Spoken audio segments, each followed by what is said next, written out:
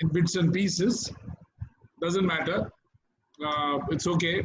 I've been in the L&D. Uh, First of all, let me tell you, it's a great pleasure to be amongst the L&D professionals. They always say, once a trainer, always a trainer. So it's always good to be amongst people who are actually selfishly build capability of people around them. So that kind of people to be associated and to be in the middle of them is something very fortunate for me. Number one. Number two, last 2 decades or so, I've been in the L&D space. Otherwise, prior to that, I worked myself through the consumer industry space, and then I headed companies and also in various sectors before I started doing this. So, first of all, I do a couple of webinars here and there. I keep doing, but this hour of 9 o'clock is the first time I'm doing. So I would guess that this is a convenient time for all of you also to sit and listen to this at this hour. So trust I am not encroaching any private space because post 9 o'clock it's something that it's a family time. So apologies due there in case I have encroached somebody's time. So having said that, today I think we are at a time where we've been hit with this unusual enemy called the COVID-19 or the virus, invisible enemy. And it has put the entire globe under a serious threat of actually folding. Most of the countries at this point of time will implode. Their economies will tank, will actually sink at this hour. And it's a tough time across. So much that most of the countries are finding their own ways and means to rejig and restart the whole economy. That's on one side of the supply-demand part in the economy. The second is this whole era of this virus and post that we are talking about as we unlock down the whole economy and start getting to people back to jobs and restart and re-kick the production cycles. This has led to a series of changes in our everyday life. And I think no space in this economy will go untouched by changes that are going to impact. And learning and development is one space which will definitely get impacted, apart from many other areas where the impact will take place. So I thought let me exchange some views on what I think are going to what things are going to happen in this space and what do we do. And I'll draw my own examples where we've actually adapted and moved and pivoted our whole thinking to ensure that we are, going with the times, the change times. So I'll take you. I have a couple of slides. I'll take you through 12 slides, wherein you can. I'll try and exchange what I have as my view. Let me share a screen for you.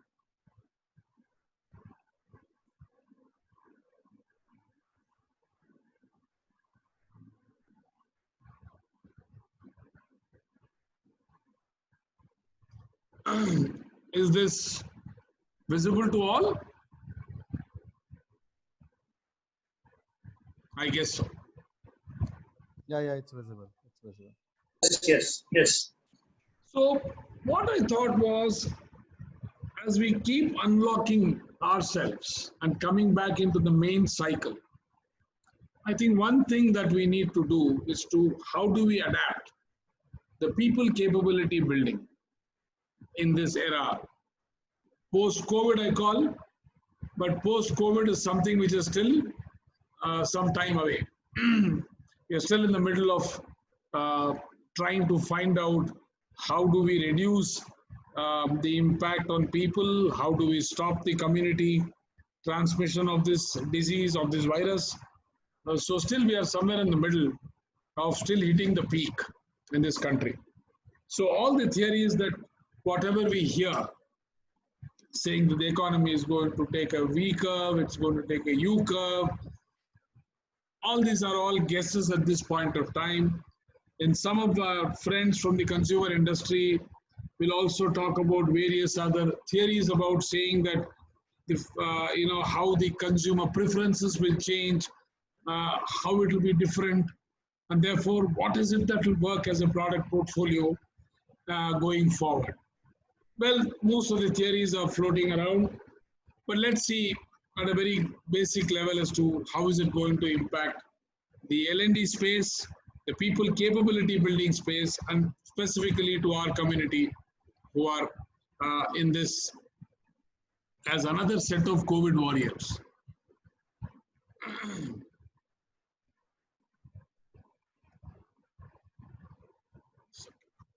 Okay. So what I'll briefly touch upon is what does this go, how does it going to impact the business? What are the likely changes? What will be the emerging challenges that will come up? And how we have done something which you can, if you're able to, if there's something, a lesson there, then I think we need to share that and see how we can go forward. Trust I'm audible and clear. Anybody who feels can actually share his feedback on the chat so that I can change or come closer to the mic and stuff like that. Sir, absolutely clear. Thank you. So, these are all common statements that we keep hearing. Things are not going to be the same again, the new normal. I can see it. I have myself experienced it. Sitting at home and working for the last 90 plus days, I can see what kind of a waste we generate at home. I was surprised by the amount of paper that we generate at home sitting. The kind of stuff that we do, we could not do with a lot more things than actually what we do with them. So therefore, things are not going to be the same again. I have seen people work from homes. I have seen a lot of people, I've heard about them, I've seen them, I know some of them who have been given the pink slip, so to say, and exited the organizations that they were working for. And it's been great tragedy for a lot of these migrant labor who have actually were struggling to get back to their places of residence, and we had a lot of difficulty in reaching. So therefore things are not going to be same again, because to bring them back to work will be that much greater as a challenge to the industry and the organizations that they had worked for earlier. If you look at the history, everything has given rise to something new.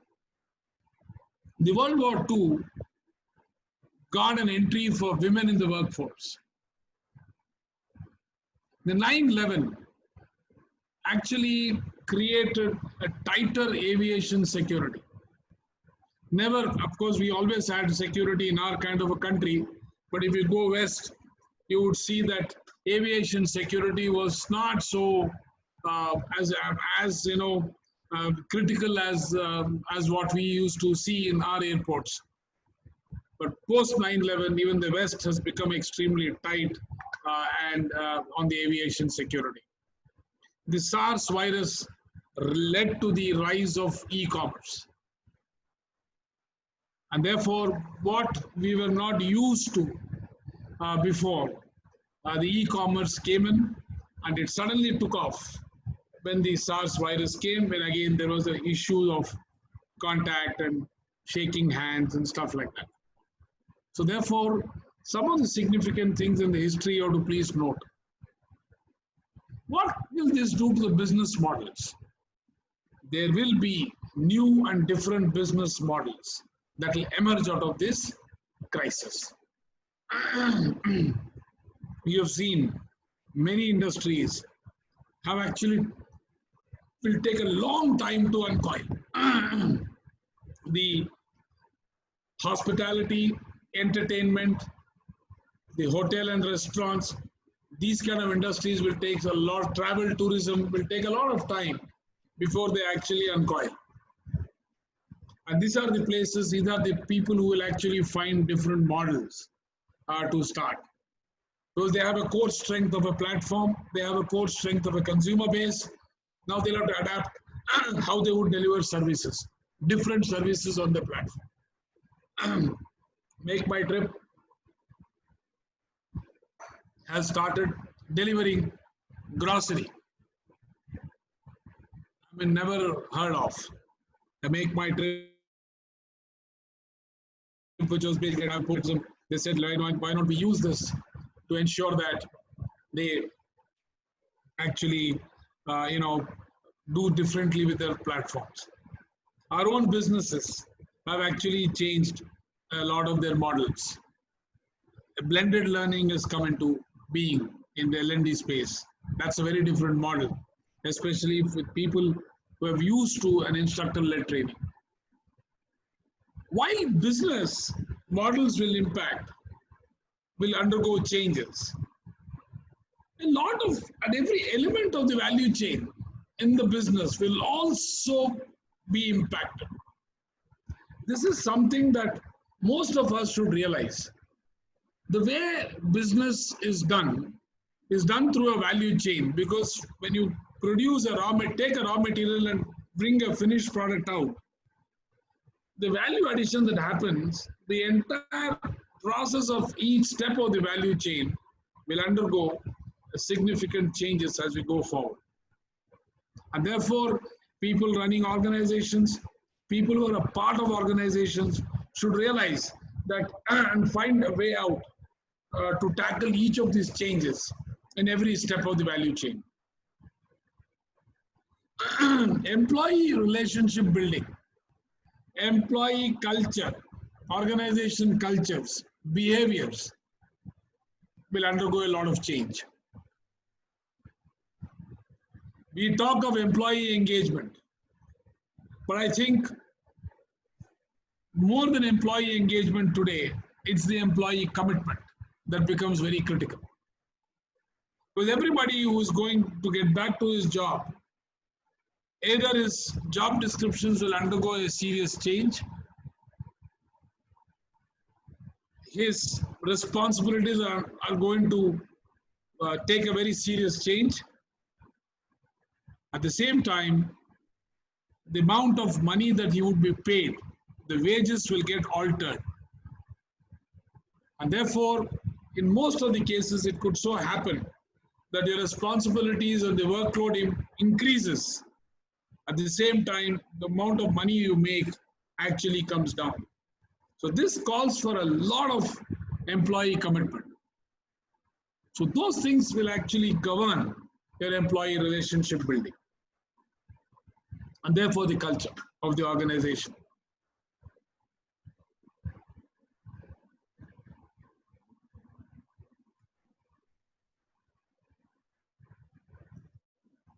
So let's look at the value chain, right? I said it will impact the value chain. So let's look at each one, how it will get impacted. This is a typical value chain of any organization. This you would have seen many times as L&D professionals at various places in your professional life. The primary activities in any organization is all about inbound logistics, operations, which converts the raw material to a finished product. Then it reaches the marketplace through outbound logistics. They are the serious sales and marketing people who actually take this product to the consumer, and therefore services are offered to the consumer in terms of after sales. These are the primary activities if you look at any organization, be it a consumer organization or a durable organization or an automotive company. This is what happens. These primary activities are actually supported by a set of support activities, which you all know is about the infrastructure, the human resources, the people, which we all are our primary customers of our education, primary consumers of our education and capability building. Use of technology has anyway changed, that we have seen. Never in my life we did so many video conferences. Never in my life I saw anything beyond Skype. But today we have so many such tools and so many such platforms where you can interact with people and still be remote. And therefore, as the business model changes, the way you buy your raw materials, the way you procure your services, the way you hire people, everything as you procure as a service and material will also undergo a serious change. Each of these has an impact on the margin. Hence, we should be extremely wary and aware about each of these steps of the value chain and how it impacts. Let's see how it impacts. That is my understanding and how it goes. Inbound logistics, procurement, supply chain, and outbound logistics. This will, if you look at it, the inventory holding patterns might drastically change. The warehouse management will change. The procurement and the supply chain management will change. There can be two opinions to it.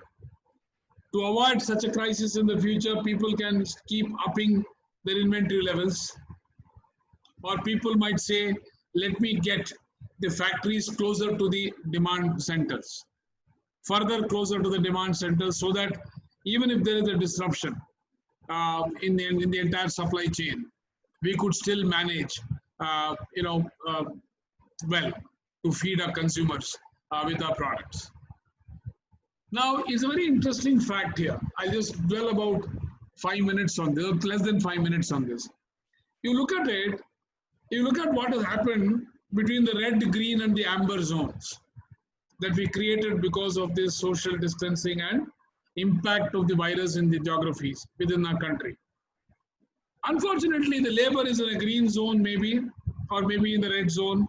The supply comes from a green zone, and somewhere your operations are between the red and the amber zone, or the amber and the green zone. The whole chain has got disrupted.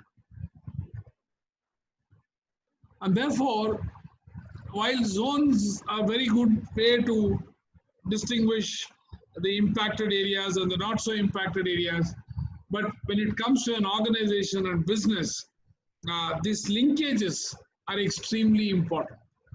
The linkages are broken, and therefore they could have a very different way that you want to do business. If you look at Bombay, most of the labor comes from the eastern part of the country.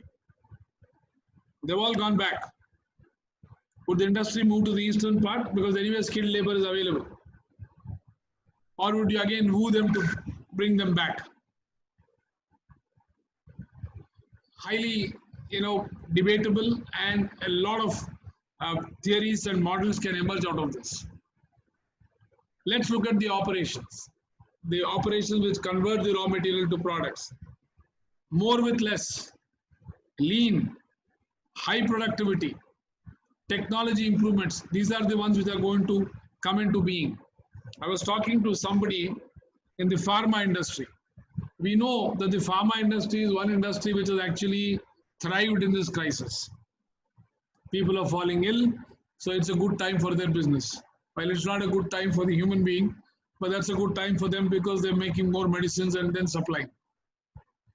His biggest worry, I was speaking to an HR professional there, his biggest worry was saying, sir, can you do something? How do I restart my business with increased productivity of people?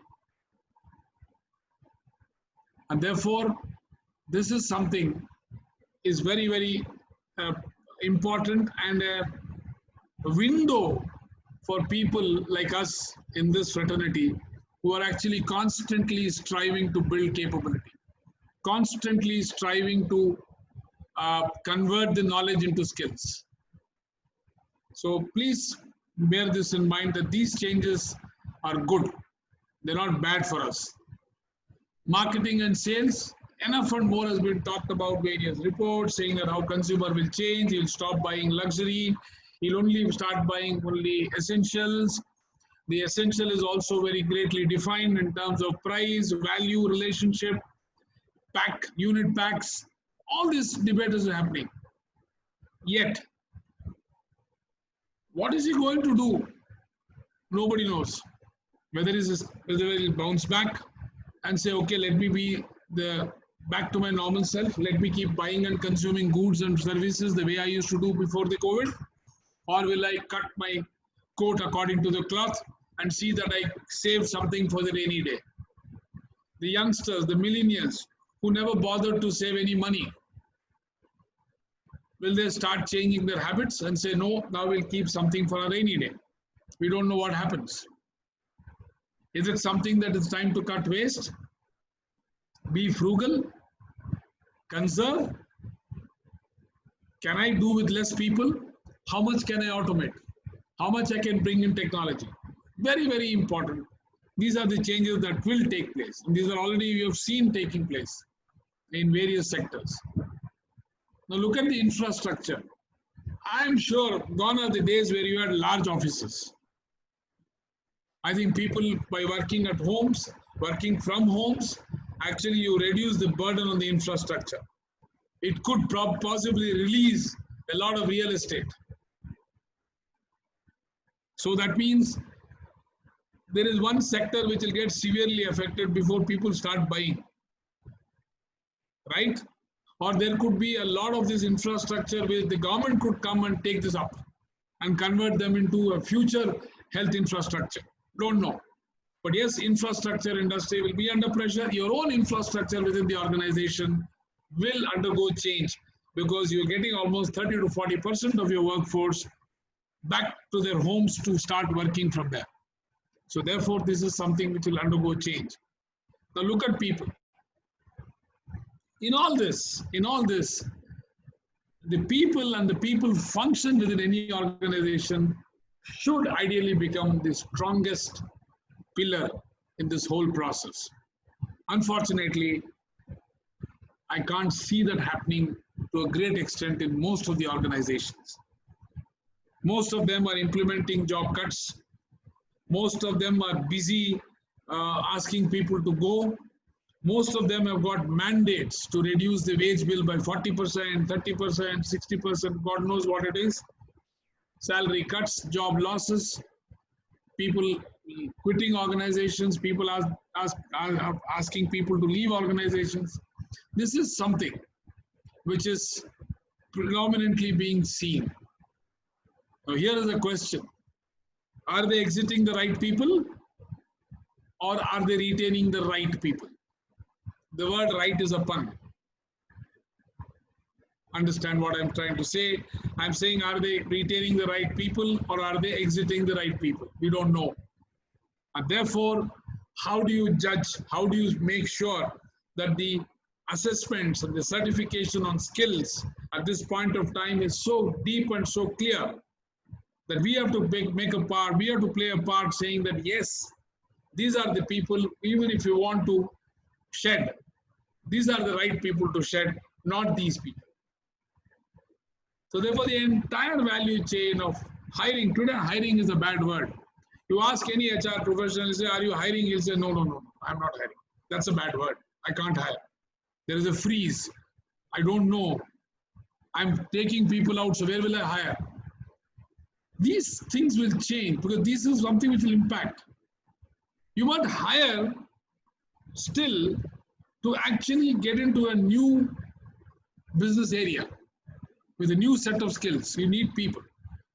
So earlier in our paradigm, an exit doesn't mean you add. Exit is a permanent exit till the time the business changes. Today, the business will have to change into some new area, and therefore, while you are doing this simultaneously, you have to get in new talent.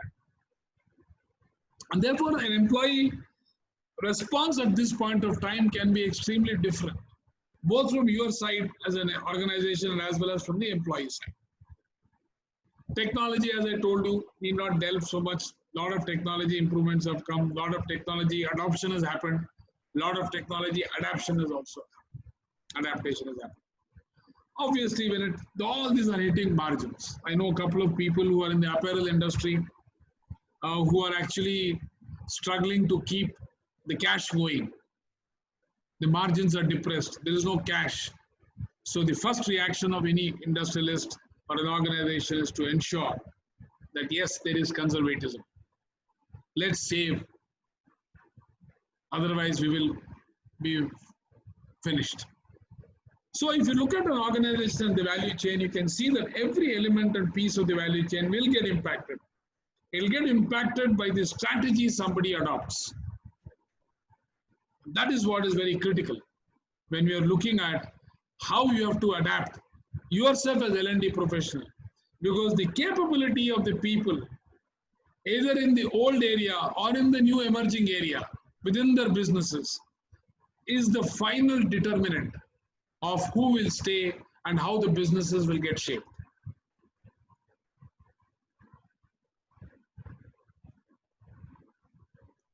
Okay.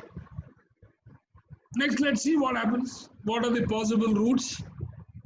We already discussed this. Cost cuts we have discussed. Cash is the king. Conserve as much cash as possible. Layoffs, stop hiring. We have heard all of this. Very few people are doing this. Drastically changing business models. Break this reality and don't surrender. Find new revenue streams. Do selective investments. But saving doesn't take you long in life. Nobody has ever survived only by saving money. People have survived by actually adding more revenue and keeping your costs rational. And therefore, the time has come to reinvent and innovate at this point of time for every organization. We have actually innovated. We started off saying we will do something on the blended learning and the technology. Most of the L&D people have done that, but they didn't really use this. This crisis has pushed most of the organizations to seriously look at what is blended learning and using technology. Therefore, innovating and reinventing is very critical. Let's see, how do you manage the talent value chain and why it becomes critical and important at this point of time. If you see this,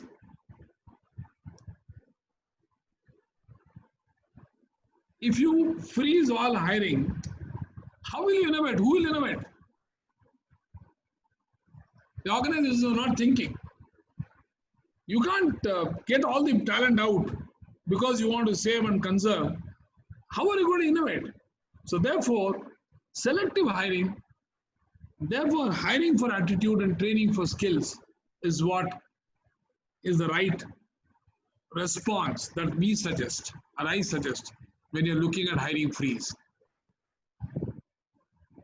Today, with all your experience as L&D professionals, the moment you even talk about capability building, or in the common parlance when you say training, oh, no, this is the last thing that we'll do. How do we move away from physical classrooms? How do we do what? And therefore, a pure technology-enabled blended learning, virtual classrooms is the need of the hour. And therefore, if you as L&D professionals, you realize the instruction design will be different, the way you deploy your training will be different, the way you deploy your capability building will be extremely different, the tools will be created, the tools will be used, maybe gone are those 8 hours classes. Who wants to sit in front of a TV for 8 hours or in front of a platform for 8 hours and keep seeing somebody's face? Shorter duration, repeat interventions, one point at a time, nugget learning. All these could be the ways that we'll have to change ourselves. Most of the organizations are saying, no, let's get the business first, boss. Later on, engagement and all that. That's what they're saying. What is happening? The employee morale is going low. And therefore, how are these people going to come back and actually start contributing to your new journey? Unless and until you take commitment out of them. And that commitment can come by actually recrafting your whole performance culture. And therefore assessing them right, certifying them right, do a lot of continuous training, make them, they are the pillars who are going to drive the organizations in the new order. So recognize them and start moving them on the capability building ladder. It's quite opposite to what the common belief is. People are wanting to leave the organization, so why retain? Anyway, I have to reduce 40% of the cost. If somebody is going, let him go. Why should we really worry? That's a blessing in disguise. I don't have to take the pain of asking someone to go. He's anyway going. Right? I don't think that's the right culture. You will never be seen as a humane organization if you're actually creating an employer branding. Therefore, the happy culture is a performance culture. As the performance engine in any organization restarts the post all of these lockdowns and the slowing of the economy, you will have to grade your manpower strengths accordingly, because you're not going to start at full 100% engine today. You will take some time to reach that 100% levels, and therefore you keep calibrating your workforce accordingly. Very critical. How many people are thinking on these lines? We don't know. Is there something that we can do to these people in terms of skill building or capability building? Is that what we can actually focus on? As I told you earlier, just by mere conservation or mere conserving, you cannot, that's not a winning formula. Investment is critical. In talent is critical. We have to do selective investments. So let me just sum up so far. The L&D space is going to change. We have talked enough about it in the last half an hour. We said what it is. How is it going to change? What are we going to do? Let's look at some of the things that are very critical actually when you start talking to organizations on capability building. The first thing that we should talk about is something like these 4 gears, which are very important. Talk about how you want to assess the current people. How do you want to segregate people and try and see if there are any new capabilities that you need to bring into the business, and therefore which are the people who can actually take on newer assignments to bring in the change or to change the business model. And therefore, once you do that, how do you upskill or how do you reskill people, or how do you, for the emerging skills, how are you going to adapt? So that's where we become very handy. Instead of just saying, let's train again. That's what most of the organizations are doing. I don't know, very interesting and very humorous for me. I went to a couple of organizations I'm dealing with. I said, what are you doing? The training department head and all his people are doing about 20 webinars every day or 20 sessions every day. Each session for 3 hours. And different in their houses. One set of crowd is being taught something, the other set is doing something, right? Because they've said, no, boss, we can't train now, we can't waste money, so let's do it ourselves. They're not realizing that it is not as if you're going to put tick in every box, saying, I've done video classes, I've done this, I've done that, I've done. No, why? Why be in a hurry? Let's understand. Go back to the business and say what you want to do. Do some thinking, forward thinking. See how the businesses will change. See, today, have you realized in the automobile sector, at some point, contactless sales can become, can come to the front and can actually dominate the whole way of selling. Extend it from automobiles to durables, durables to mobile phones.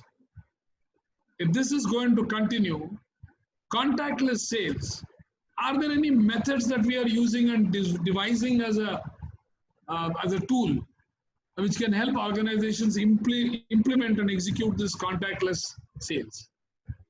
These are the innovations that is required. Instead of saying that, okay, I am a training department, I need to do all of this, so let me do on 25 sessions. I can go back to my management and say, boss, I've done 25 sessions of some 2,000 people into 4 hours, 8,000 hours of training done. Ah, lovely, beautiful. That's not going to take you anywhere. And therefore, engaging them right to actually secure commitment. That's the most critical thing. Have you ever noticed? I have noticed a few people have quit jobs and got better jobs in this all turmoil period. Brilliant guys, both.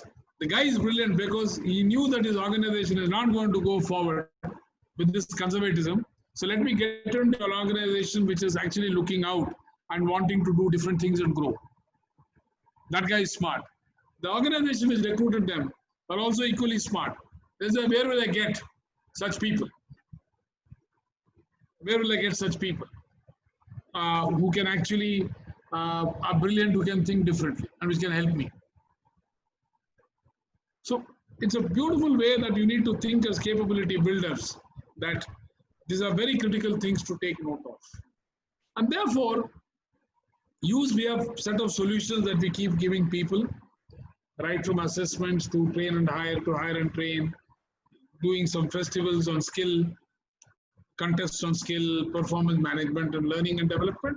Therefore, these are all the areas and solutions that you will require to actually help organization recharge its course of action as they go forward. And therefore, that's how we did. We brought in a lot of trainers, we brought in a lot of stuff who do a lot of, help in getting them to coach them or train them on the video platform. Again, we used a very clear method of saying that keep it short, not more than 45 minutes to 1 hour at best, including the pleasantries in the beginning and the revision at the end. Core time of 30 to 40 minutes. Pick up 1 or 2 concepts at best that you can handle and just do it. And then keep calling them over and over again. So no fatigue, crisp learning, come back. Crisp is the word. When you use technology as a platform to communicate learnings, being crisp is something which is very, very critical. That's how an 8-hour classroom, which has got a lot of time and space for the trainers and the L&D staff to do a lot many more things, suddenly it changes to something which is crisp, short, specific. Nugget learning. That's what I say is the immediate adaptation that the L&D community has to do for themselves. And therefore, validating the existing hire, assessing them, helping them to come online, and therefore coaching them and moving to a performance engagement is something that is what you should take your journey through during the lockdown and post the lockdown, as far as the L&D industry is concerned. Therefore, what did we say? Quickly to sum up, things are going to change. They're not going to be the same again. Every element of the value chain in the organization is going to get impacted. Each has got different ways it will get impacted. Between the two extremes, there is something in the middle that can also happen. But definitely, what will happen will lead you into a condition which will be very different from what it was earlier. And therefore, adapting everything to the changed condition is very critical for us to look forward. And therefore, being conservative is not going to help. We need to find ways and means to invent and innovate, or rather reinvent and innovate. I stop here and I'm up and ready for any questions that keep coming up. And let's answer some questions and answers if you have any. All right. This is We are open to take questions. Who's this? Please introduce your name. this is Rosario once again. Yes. Just wanted to know, in like we are all into capability development, capability building. The theory part we can take them through these online sessions. But how do we go about the coaching part, the on-job coaching part? Understood. Innovate. Innovate. Okay. Let's find some technology tools. We have some. We could help organizations, or organizations could invent themselves. But yes, there is a way that we can do it. We can sometime down the line demonstrate at some point of time. But yes, what your point is valid. Yes, there is innovation required. Let's take a simple example, Rosario, that we were talking about smart, right? Right. How do you help them to check whether they've converted the knowledge to skills? That is what coaching does, right? Right. Classroom gives you knowledge, but the conversion of knowledge to skills happen while they're doing on the job. So one of the ways that we can invent is to give a lot of situation-based questions and see how they apply. Okay. This can be best done online, and then through a video can actually be emphasized as to what the right things are. Very different way. The classical models will not work. Okay. True. Okay. There was another question from somebody in the group. I can't figure out his name because his phone number is there. He was asking, how do we measure skills? How do we measure skills? ये जो development के बात हम कर रहे हैं, whether he's actually developed or not. Therefore, if you look at it, I just give a 2-minute prelude to this, because when you start training, you don't start training in thin air. Yeah. There is a specific need. Right. What is the difference between a guy who performs well and a guy who doesn't perform so well? What is the difference? The difference is very clear. The guy who does well is doing his tasks that the role demands, the subtasks and the sub-tasks, all in the same manner, the way it is supposed to be done and taught. Right. Whereas the guy who doesn't do so well is missing some or a lot of these things, but is missing something. The guy who consistently uses this and does it all the time, that's an indirect measure of saying he has the will to do it.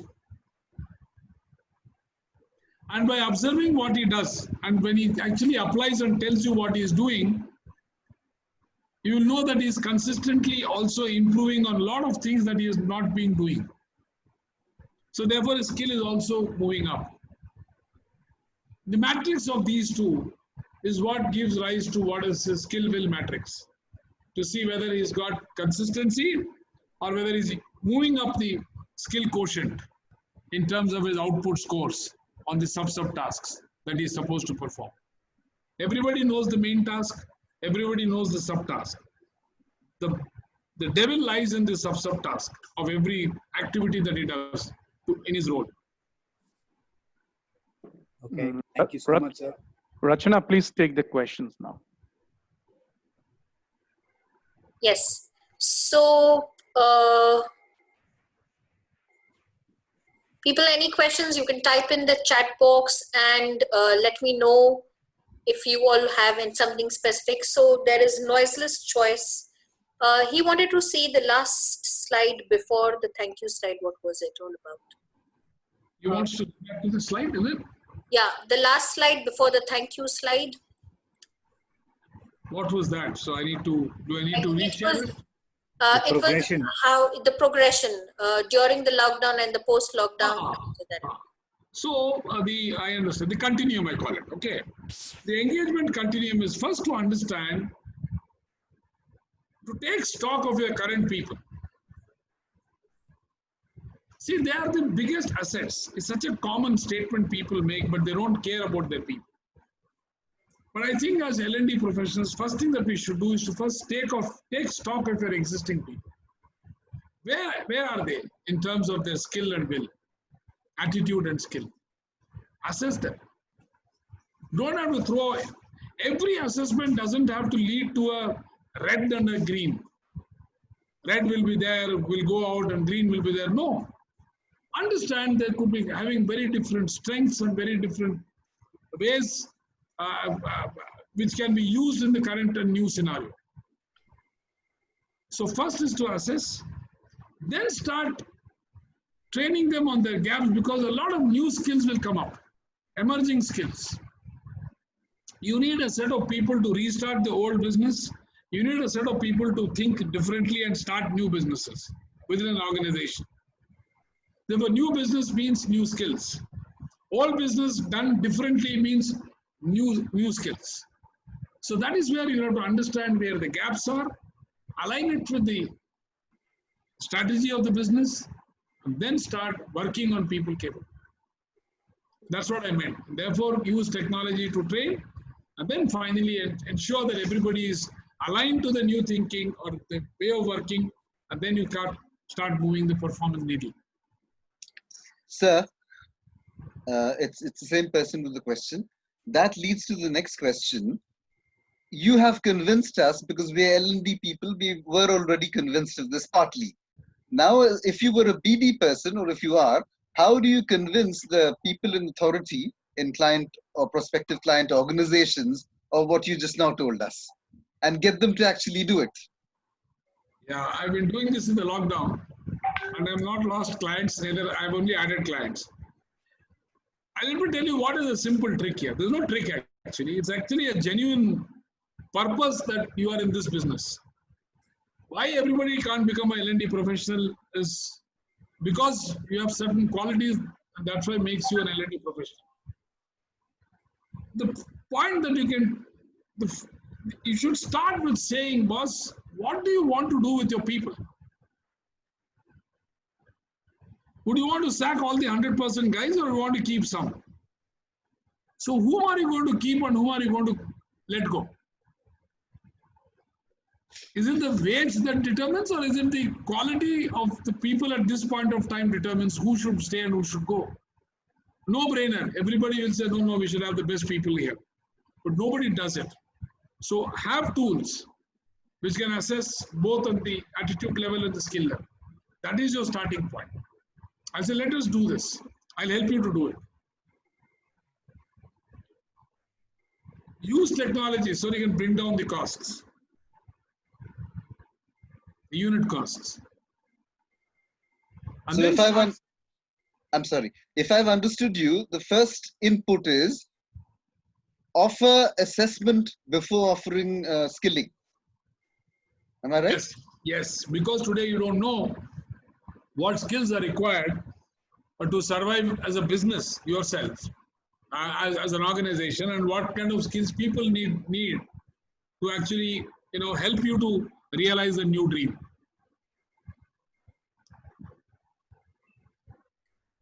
So taking care of people, and therefore taking stock of people, is extremely important at this point of time for organizations. And this is where the CEO will understand.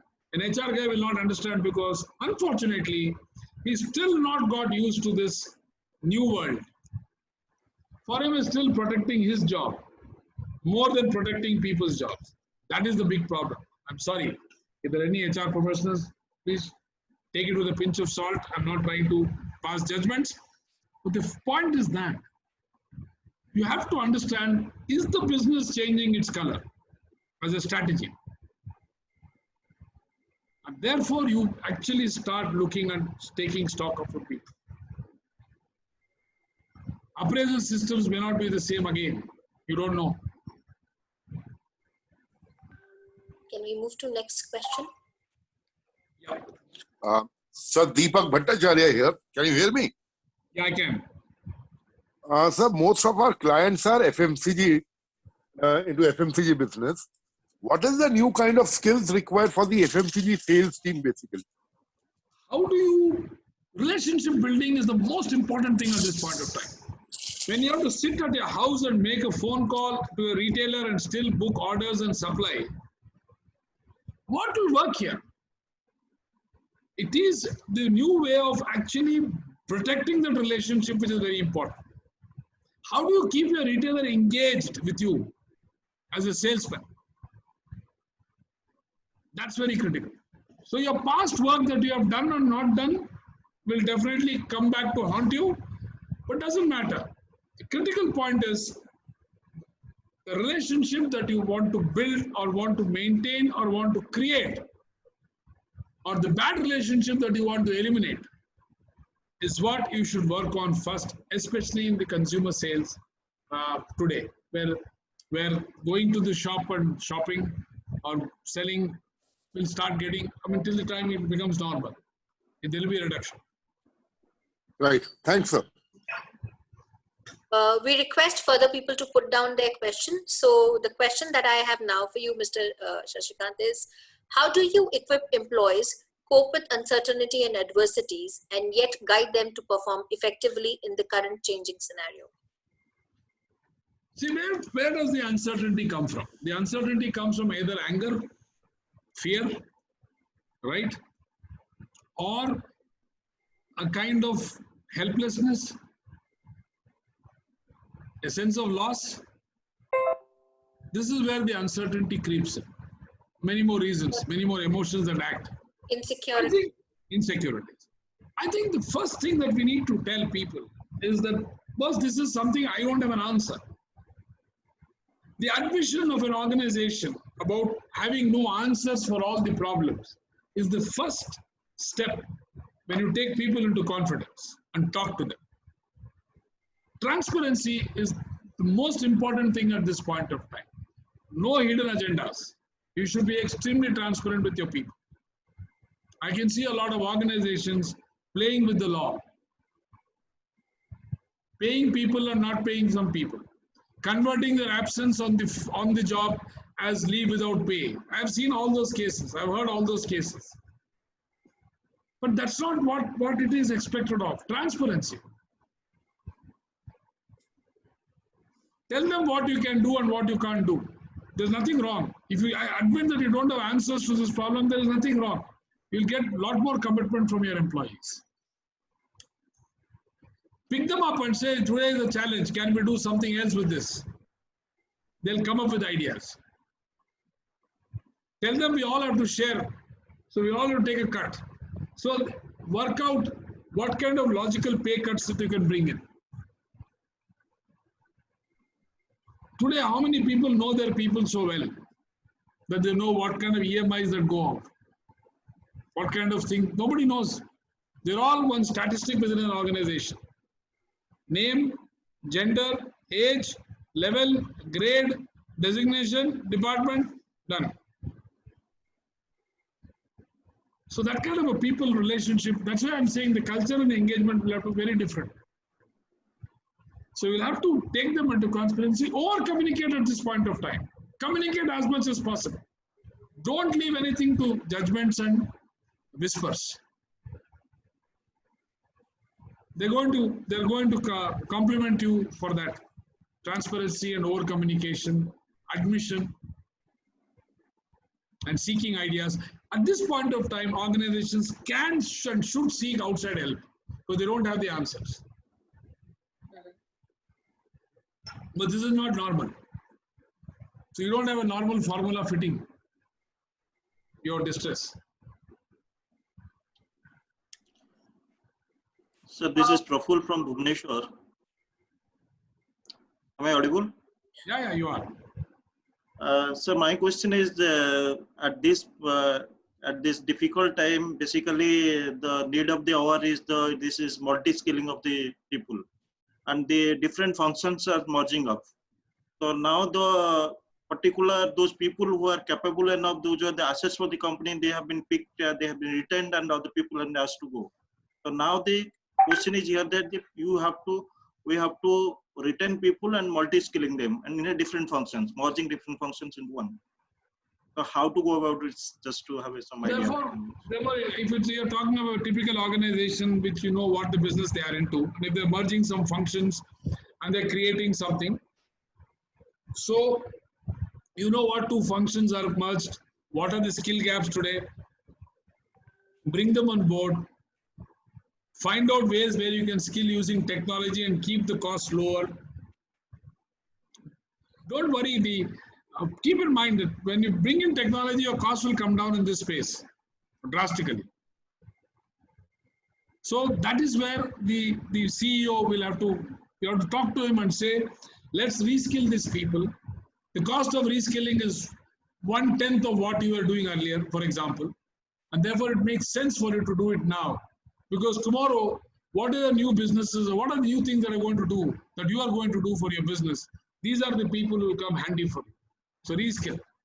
Suppose a warehouse and something else is getting merged. So there will be some skills which will be not present in those people.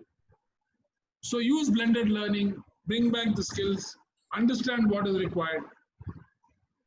Today, everybody's point is, how do I increase productivity? How do I get back my sales?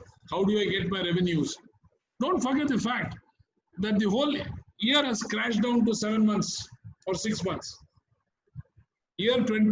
Financial year 2021 is only a 6 months game. All right. So, sir, I have a very quick question by myself this time. So it is multi-skilling. At the same point of time, the employees, which were bound by contracts to, be solely committed to the organization, and it doesn't hold true any longer now, I think. So the employees would be working in multiple organizations at multiple designations at multiple roles. So how to frame that around in the organization and how to adapt to that change? Because as an employee, I would not be satisfied with one set of income that I'm getting, and I would want to secure myself, or my appetite of having an income growth has become more than what can I achieve. And so how would organizations adapt to that? You actually answered my point when I say the hiring will change. Mm-hmm. The way you hire and do, some of the progressive organizations are doing it. They're asking you to work at more than one place and still protect your total income. Mm-hmm. See, this is not heard of by. If you take a pure old timer in HR or the past generation HR, he would never imagine how can somebody work in 2 different places. Yeah, no way. You have to change contracts. You have to change contracts. That's why when somebody said, when life hands you lemons, you should know how to make it into a lemonade and enjoy. Yes, absolutely. That's how it is. So this is like easy said. See, it's all easy said. The victims today, which are the organizations, are the culprits themselves. Mm-hmm. They'll have to change. So what? If I have a good guy who is, say, for example, say, let me take a role. Give me a good programmer.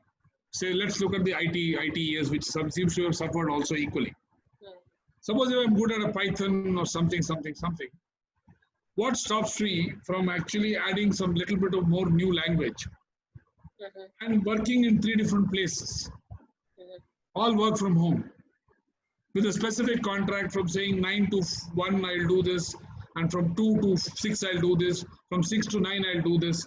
In 3 places you'll actually get 3 times or 2.5 times or 1.5 times or something like that. He's happy to do it. Because you're underestimating the guy. The guy is ready to do all of these. Okay. Good evening, sir. Sir, this is Professor Deban Bush this side. I have a question like the management graduates, the freshers, if they do manage to get a job in this situation, so how would they develop their learning curve? Because, experiential learning or learning from the market, from the bosses, that mentoring would be largely missed out in this scenario. So how do you think that they would be, be able to develop their performance level, their skills? First of all, it's baptism of fire because nobody has seen this. At least in our lifetimes, we have never seen this situation where months together we were locked down. There's almost 100 days today that I'm not left my home. So mentoring and all will happen because everybody is learning. The organizations have to tell their managers saying that, boss, you also don't have a single answer for this. Because it's not normal. It's not business as usual. So let's together learn this. How do we do this? That's where the young management graduates will come handy. They're fresh from the college. They have a very clear mind, not biased, open to everything. Those are the guys who can actually help you to change. And if you look at some of the smart organizations, they have upped their intake of fresh graduates. Because Right. that's Thank the you, newness sir. that they can bring. Right. Thank you so much, sir. So I have another question by Mr. Prabir Dhar. Do we see normalcy in 2021 or will it be a phase of consolidation? What is normal? I don't see normal is something that what we were in the pre-COVID days and all. I don't think there'll be something very new. People will come back. Industries will take its own time to recoil. Some will recoil faster. Some will recoil that much slower. So each one will keep recoiling at its own pace. It will take time before we actually come to a situation where some of these can permanently impact habits and therefore consumption possible. All right. Normal in very different sense of normal. So I think, while I was posting this entire session of yours, I said the new normal is becoming our new normal, absolutely as a normalcy that we are resorting into. That's what. And human beings are adapting to every situation that come in. So I think that is what is the new normal will become the way of life and the habit of life and the care of life that we are going into. True. So my question is here, since I wait for a few more questions to come in, is when people adapt, it's very difficult for them to let go of their old habits and then come to the adaptations. And, they really need that push. And probably this COVID time was a huge push to go online, be digital, be technology savvy, use different gadgets, use different platforms to get what you want to. And a lot of personal branding for people has come in this place. So what is an impact of that personal branding now in the hiring system, in the organization forming system? This is a new phenomenon that has happened because people, most of them are actually branding themselves instead of actually serving the problem. Right? So therefore, I think that also will fade away very soon. Because nobody is going to hear people on their YouTubes and all beyond a point of time. So actual learning, when it starts happening by a pure blended form, that is where people will start changing. And therefore, all this will vanish after some time. Today, you see every now and then somebody or the other comes on, has a YouTube and has a movie going on YouTube. I think this will also sooner or later give rise to a real, genuine learning. So I'm just trying to interpret it. So people with a facade will go away, and probably it's like a market corrections that will come into the job hiring corrections as well. True. All right. Okay. Because at the end of the day, you got to deliver the result. You see, if somebody is engaging you to build capability or to produce something or to market something, you got to deliver the result. So how long can we live in this? Okay. So you had mentioned something about nugget learning. So can you elaborate a little more on nugget learning? That's what I was saying. One at a time or two at a time at best is what you can handle in a virtual classroom. So bite-sized, small-sized. You want to explain one concept or two concepts. As a trainer, you be very clear what you want to pick up in the learning flow and only address two. And keep doing repetitive sessions. That's the only way the whole thing can, it will actually benefit them. Otherwise, it's very difficult to sit for 4 hours and 5 hours and listen to people. Okay. It doesn't work. Right. And I also am adding somebody's question to the question that I also have in mind. And that is, sales have become contactless. It is more of an experience now. So how do you create that experience and that journey, or how do you make that journey more effective? So we did a small tool. We have a small tool where we have done something for the auto sector, wherein you actually bring in, see, if you look at sales, most of this are L&D professionals, they'll understand. Sales is a process, right? The process has certain steps to follow, correct? So the steps of selling itself will undergo a change. It will no longer be the 10-step and 20-step selling that we used to teach them in the earlier world. In today's world, that will itself undergo a change. And all this can be done online like this, where there can be interactive tools. What you display is what is seen by the customer. The customer is demonstrated the product. Outbound calling can improve, will go up. We will not wait for them to come into the showrooms. So all these changes we'll have to incorporate in that model of steps of selling and then do it. We have done one such tool for an automobile company, a new age automobile company in India. It's fairly, I mean, they've liked it. So we have to sooner or later sign a contract to roll it out. If I clearly remember, I think one of the industries which really went online during this COVID was the insurance sector. All right. And they really, I think the people have really worked hard in their sector to convince people to, with fear, with whatever. It's a fear, no. Yeah. You'll die tomorrow, so better to have insurance. So insurance is one product which you don't have to have a contact selling. Contact selling was pushed because we had so many people in the market going around. But we were trying to expand the industry insurance penetration, and therefore we had so many people.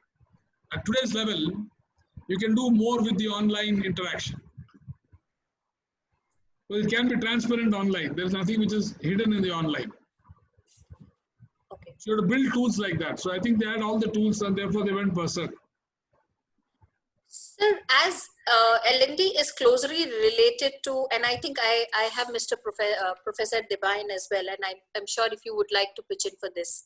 The idea is the education system has to completely undergo a 360-degree change.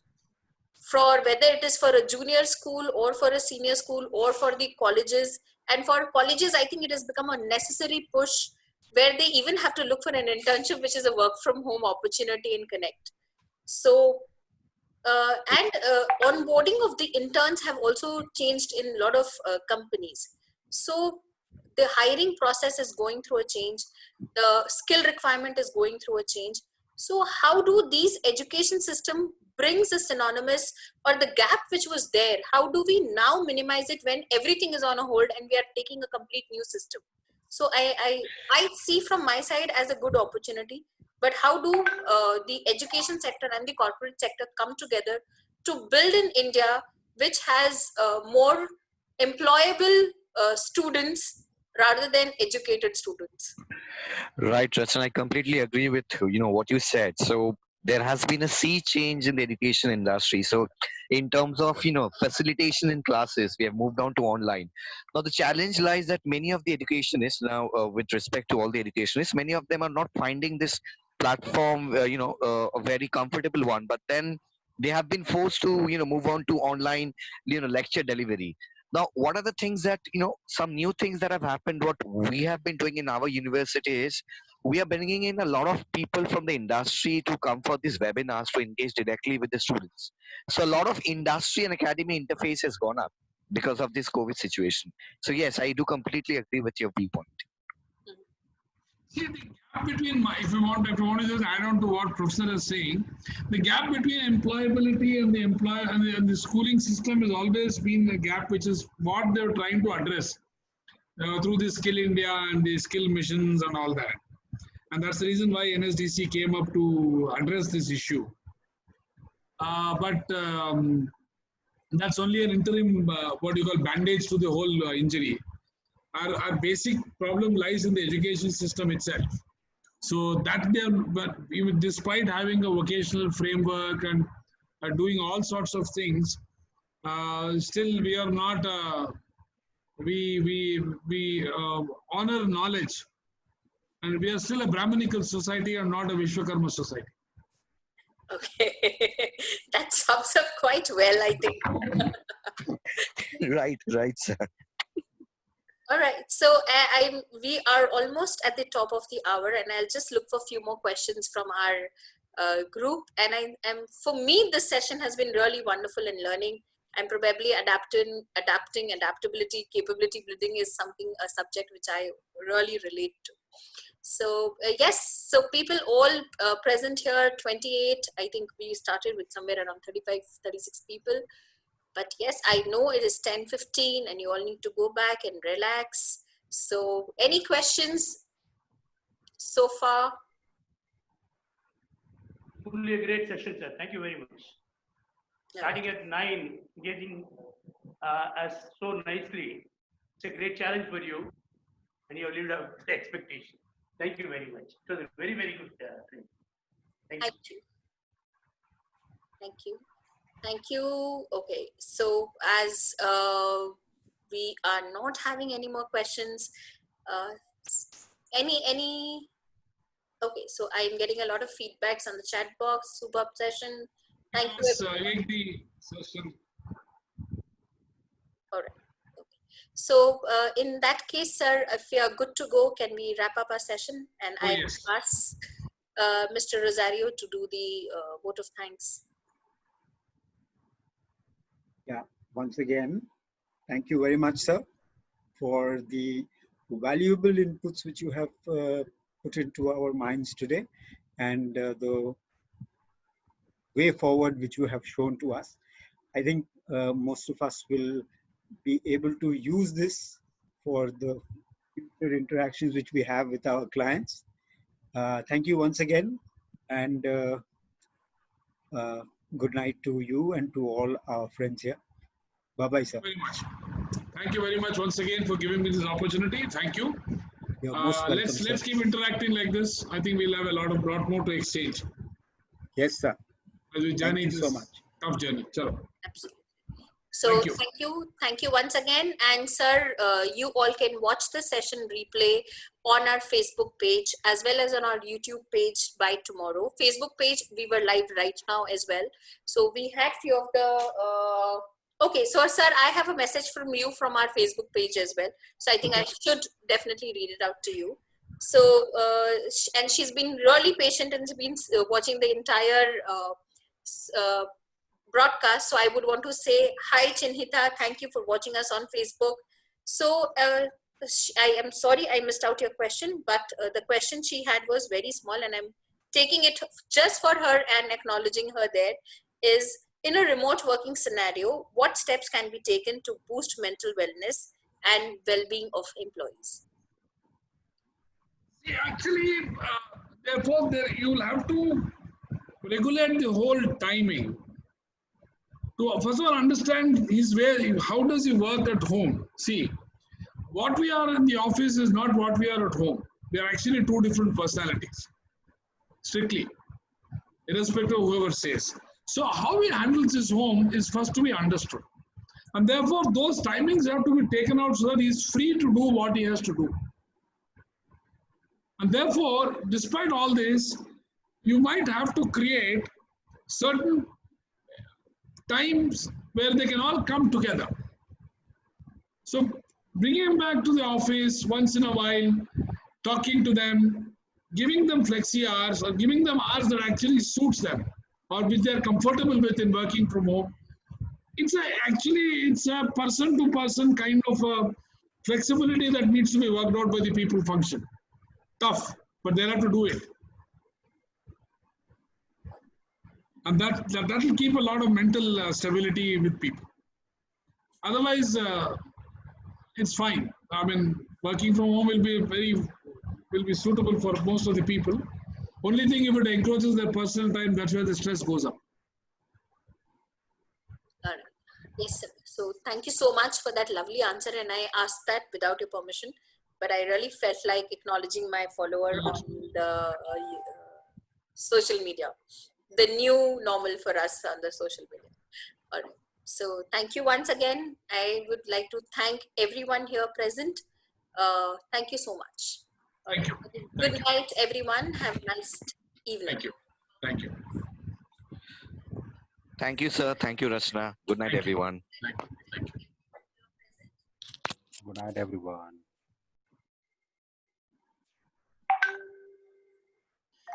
Good night, everyone. Thank you all.